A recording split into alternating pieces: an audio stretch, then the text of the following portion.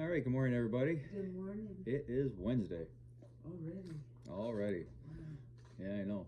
Last month of the year. This year just. And this is the time everybody gets really, really busy. Yeah. And it just seems It's like gonna go nobody even has faster. time for anything, to do anything. Yeah. All right. Look there. Today, warning against judging others. James chapter 4, starting at verse 11. Do not speak evil against each other, dear brothers and sisters. For if you criticize and judge each other, then you are criticizing and judging God's law. But your job is to obey the law, not to judge whether it applies to you. God alone, who gave the law, is the judge. He alone has the power to save or destroy. So what right do you have to judge your neighbor? Now the commentary.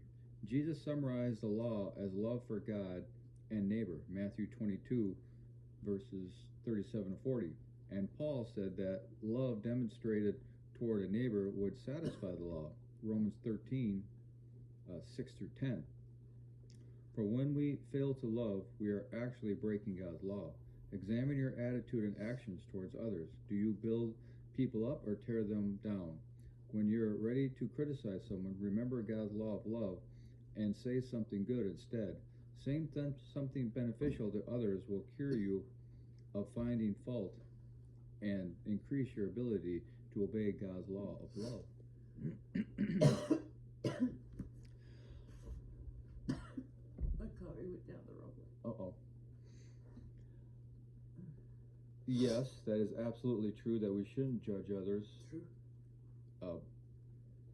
And I believe later on, I believe it was Paul saying that we will be allowed to judge others according to their actions, not necessarily accusing them or condemning them, but and he says, in love, point these things out.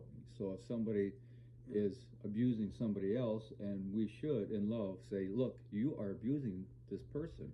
Yeah. You're for others. Right, but not to say, I judge you to death, or judge you to something. That's not what it means. What it means is, yes, we should always approach people in love and point things out, because we do have guidance of discipleship. Yeah. Accountability. Right.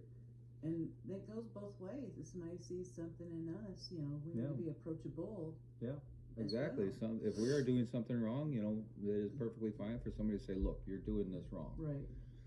And that's not really judging. That is, it is, and I'm not.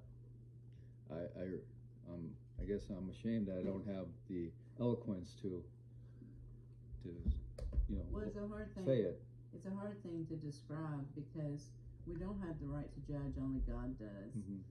But at the same time, as a group of Christians, we are supposed to help other Christians grow and hold each other accountable. And so that's part of our role as a family, in a Christian family, just to help each other to survive this world with all the pressure. I think at least in my opinion, what we're not supposed to do is start getting finger pointing and saying you're going to hell for that. Right. That is not what.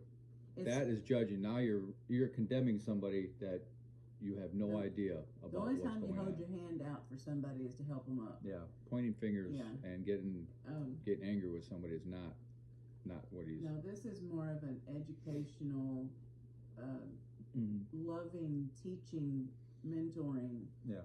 It's not a finger pointing. Yeah. Because if you start finger pointing, just remember you only got one facing out, the other three are facing in. So you got to watch out for that. Right. I hope I made myself clear. I don't really feel I did, I but I apologize if it's not crystal clear with that. But I think you did. Anyway, there is a picture we're going to share with you today that's in the book, and I hope everybody has a glorious day, and we'll talk to you later.